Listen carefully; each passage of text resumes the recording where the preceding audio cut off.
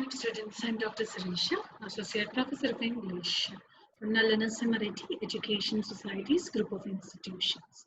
Today, I'm here to speak to you, to discuss with you about one important part of grammar in the first B.Tech English first unit, that is prepositions.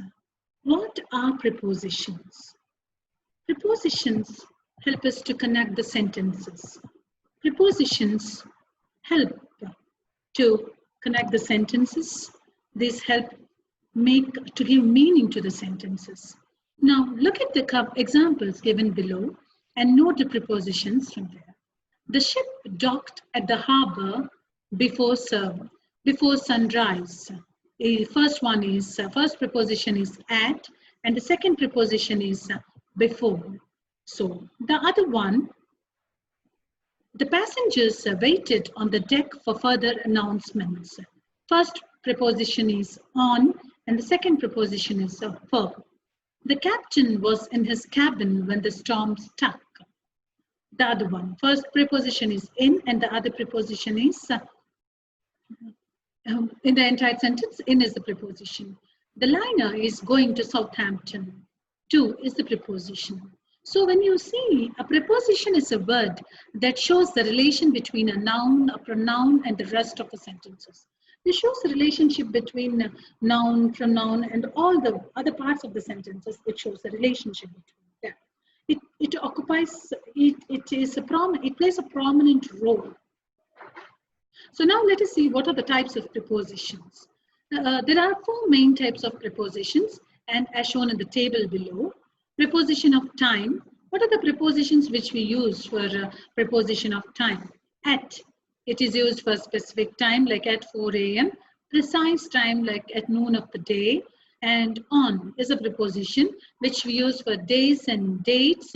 That is like on Wednesday, on 25th of June 2016. And in as a preposition, again, we use for longer periods like months, years, seasons, etc. Like in January in 2017, in summer. And for is a preposition, again, used for time, duration of time. When you are talking about duration of time, we use preposition for, like for 3 days, for a year. And these are prepositions of time. For time, we use all these like at, on, in, for. And prepositions of place, we use at again for a specific place, like when we are mentioning it a specific place, like at the library. And on, again, we can use refer to an area or surface. On the terrace, we can use on preposition. In, place with a boundary, in a room, in the sea. When we are talking about those things, these prepositions can be used like preposition of time, preposition of place, and the other type of prepositions which we see is prepositions of directions like towards, into, up, across, around, in, etc. There are many other prepositions. We are talking about very important prepositions here, and this preposition of direction is used for expressing a direction like towards the church, across the street, towards the temple, around the corner, etc. like this. And preposition of agent, like a doer, like by is a preposition of agent. So when do we use this? Show how something has been done, that is manufactured by machines. Show how something has been done means it is manufactured by machines. Show how somebody commutes. Commutes means come, like travels by bus, like this. Travels on foot. He comes on foot. Indicate the agent in passive voice. We were informed by the authorities. When you are talking about passive voice, you take help of preposition by, and works written are done by people, like built by Visveshwaraya. So these are some prepositions: preposition of time, preposition of place, preposition of direction, preposition of agent. There are many prepositions, but these are very important things which you should keep in mind. So preposition connects sentences, connects noun to other words in the sentence. So these are very important things to make meaningful sentences in English. There are Now again in the book we are going to study prepositions tables in the last. So let us see task 12 which they have given here now. Fill in the blanks using the correct prepositions. General Cariappa, the first Indian commander-in-chief of the Indian Army, was born on 15th January 1949 at Kodagu, Karnataka. Second one, in the 21st century, war will move to cyberspace with the development of specialized weapons, tactics, and defenses. Third bit, DRC Hubo, a robot developed by the Korean Institute for Science and Technology, was the first robot to get an ID card at the World Economic Forum at Davos. Fourth one, war has often been described as a conflict among political groups carried on by armed forces for a considerable period of time. Fifth one, in the 4th century BC, Alexander the Great conquered the entire stretch of territories extending from the Indus to Egypt and from Iran to Greece. So these are the answers which you need to, whatever prepositions we have discussed earlier, the same prepositions you need to take help to fill the blanks. Now task 13, fill in the blanks using the correct prepositions. So this is also the same task like in among all those things which we have studied. We'll be doing it later. Now comes reading. What is the reading? Reading is an important activity in everyone's life, especially a student and a professional life. Without reading, we cannot survive in the society. We cannot survive in the ordinary life also.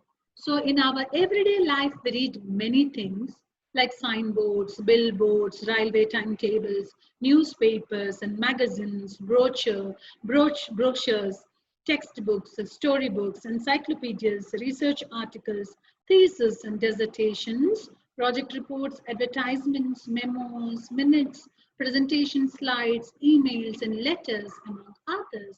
So there are many things without reading, we cannot exist in the society. When you go out, if you see a bus, you have to read what is written on the bus. If you see a signboard to reach any direction, you need to see the signboard. So, and as a graduate, as a professional, as a student, you need to read encyclopedias, textbooks, magazines, everything. So there is a lot of information around us, and reading is an important method of processing the information and using it for our purposes. So reading is one good method, very important method of processing. Process means how we start processing the information and using it for our purpose, how we have to use it. First read it, we have to process that, and then we can use it in our own way. There is no doubt that reading is an important skill for success in academics and at the workplace, in specific and for survival in this modern world in general. So not only reading is used for academic purpose, workplace purpose, in specific when we talk about these things we use, but in general, to survive in the modern world, reading is every time necessary. So to improve that reading, what are the techniques which we have got in the textbook? Techniques for effective reading. As we have observed earlier, reading is important, and if you have good reading skills, you can achieve success. So if you have good reading skills, one can achieve success. The following techniques can help you become an effective reader. Now, the techniques which we are going to learn, they can help you to make you an effective reader. Let us see the techniques. What are important techniques which help us improve our reading skills? So, when you are doing reading, these are the techniques which can help us to improve our reading skills. First one, decide why you are reading. First, you should decide. Simply, you should not read like that. First, you should decide why you are reading. Is it a brief reading? And specific? Is it a brief or for specific information, or for detailed understanding, or for analyzing what is presented critically? So you should decide before you start reading. You should decide whether you are reading it for brief purpose, or you want to search for specific information, or you want to go for detailed understanding, or to analyze anything which is presented critically. You should learn all those things before. Then understand the organizational patterns of different kinds of text. This will help you find the information you need quickly. So you should understand the organizational patterns of different kinds of text, which can help you in learning the techniques of reading. Next, use context to guess the meaning of unfamiliar words. This will help you retain the flow of your reading. Context, you have to take help of context to guess the meanings of unfamiliar words. You should not keep quiet knowing that I don't know those words. You should read the context and understand. Make notes while reading. So this is one more important point. When you are doing academic text, you should make notes when you are reading, and later you can revise it. Do not worry about speed of reading initially. Focus on understanding the content. So don't worry about the others. Maybe they are very perfect in reading. They may read very quickly, but you do not worry about that. You can read slowly. Later, you can develop your reading skill. Focus on enhancing your vocabulary. And when you are reading, you focus on enhancing, extending, or improving your vocabulary, which helps you in fluency of your reading. So these are important techniques in improving your reading skills. So if you follow these techniques, you can master your reading skills.